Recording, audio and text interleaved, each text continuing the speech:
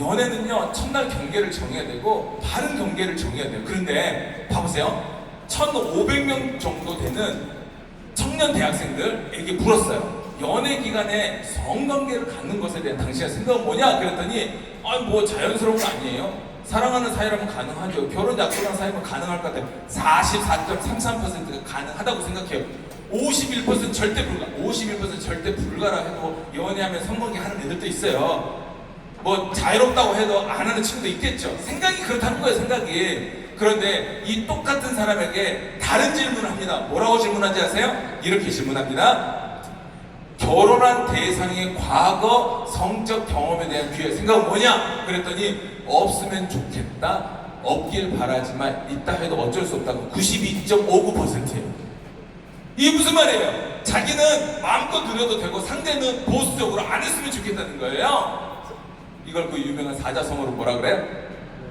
내로남불이라는 거예요. 신학적 용어로 말하면 인간의 죄된 본성이에요. 우리는 무책임하게 연애할 때는 막 누리고 싶어하고 정작 상대는요 보수적이고 절제했으면 좋겠다는 거예요. 그러니까 여러분, 나를 사랑하는 사람, 우리 귀하게 서로를 사랑하는 사람은요 절제합니다. 경계를 지켜요. 그게 사랑인 거예요. 잘 생각해보세요. 연애 기간에 배우지 못하는 것은요 결혼에서도 절제가 잘 맺혀지지가 않아요. 너무나 슬픈 이야기가 하나 있어요. 결혼한 부부가 남편이 외도할 때 가장 많이 외도하는 시즌이 언제인 줄 아세요? 아내가 임신했을 때래요. 아내가 임신했을 때 남편이 외도하는 경우가 제일 많대요. 이게 무슨 말이에요? 절제를 못 배우니까 그런 거예요. 절제할 수 있어요. 여러분, 이걸 언제 배우는 거예요? 우리가 젊었을 때, 우리가 청소년 시기에, 우리가 대학생이 됐을 때, 결혼 전에 평생 우리는 절제 열매를 맺어야 돼요.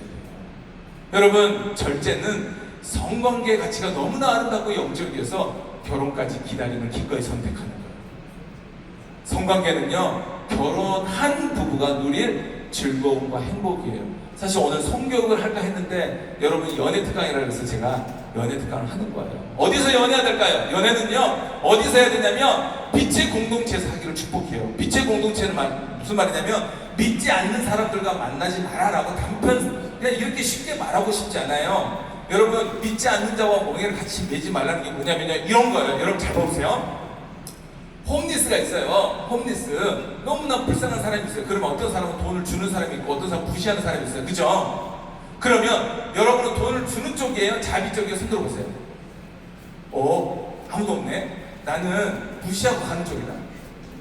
그 나머지는 뭐야? 막 발로 차고 어디 가라고 하는 거야?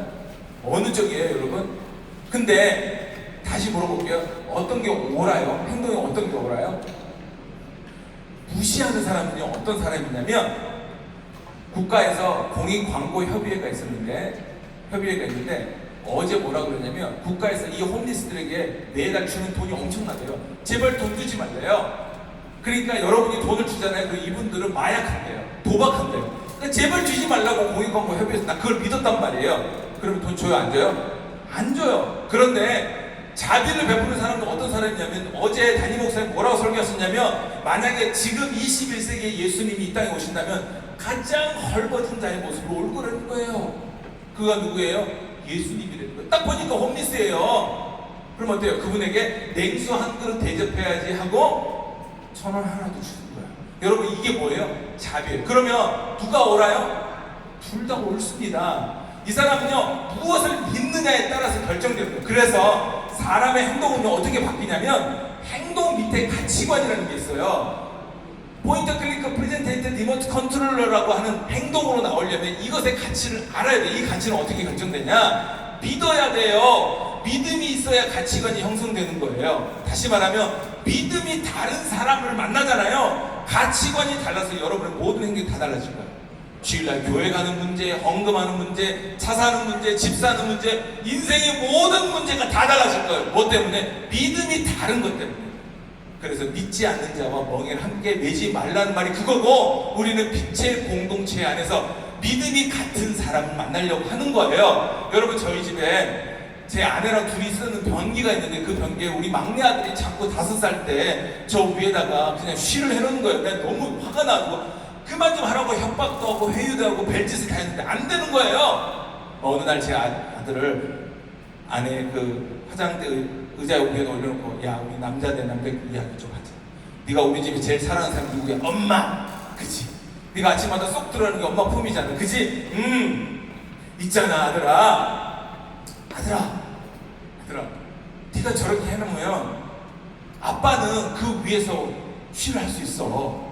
근데 네가 제일 사랑하는 엄마는 있잖아 저 위에 엉덩이를 대야 돼. 그러니까 네가 저렇게 하는 행동은 네가 제일 사랑하는 엄마 엉덩이에 주는 선물이야, 선물. 그러니까 제발 이런 행동 좀 안 했으면 좋겠다 했더니 5살짜리 애가 눈이 약간 흔들렸어요. 그리고 나서 저희 집에 이 변기통에 쉬하는 사건이 사라져요.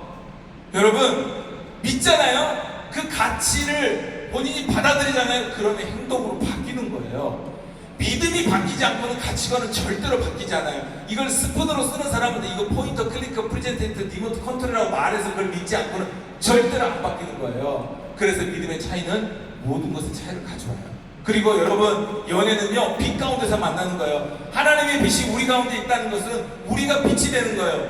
연애는 빛 안에 사람들 속에서 연애하는 거예요. 사람들의 눈이 없는 곳에서 연애하잖아요. 결혼 전에는 안 돼요. 우리가 빛 가운데서 연애하는 거예요. 그래서 저는 대학생들한테도 말합니다. 연애 장소로 추천하기 어려운 것, 사람들이 눈이 없는 곳, 자취방 이런 거 불가능해.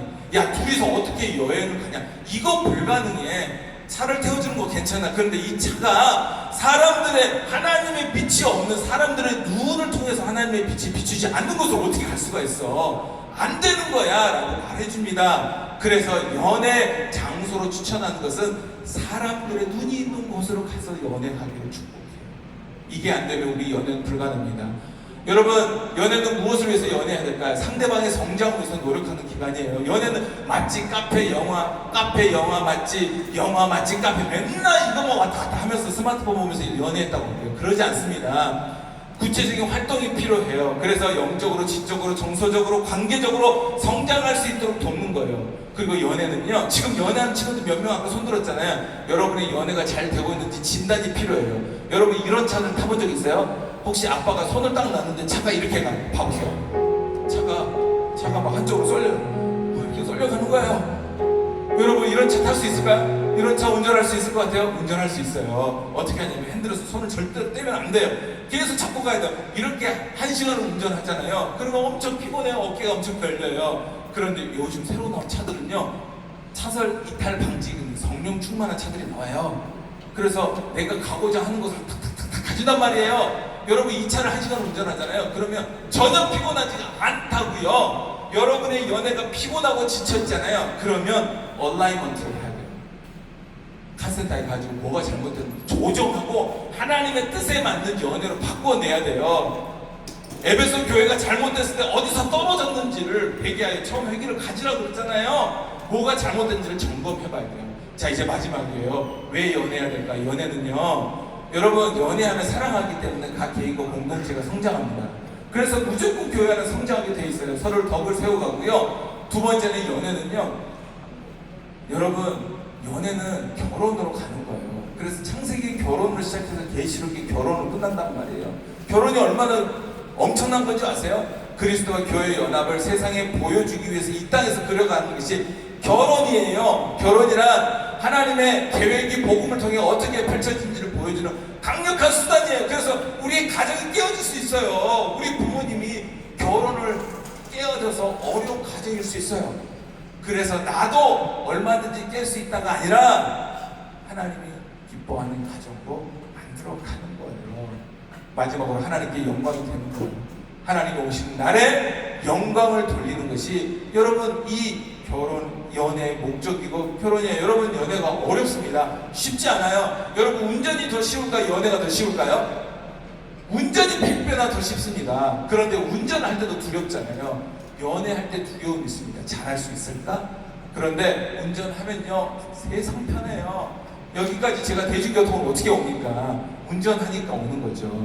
여러분 꼭 기억하세요. 카메라에서 이것만 꼭 사진 찍어 놓으세요. 자, 카메라 있으면 연애 육하원칙은 이런 거예요. 이거 잘 정리해가지고 공유해 주세요.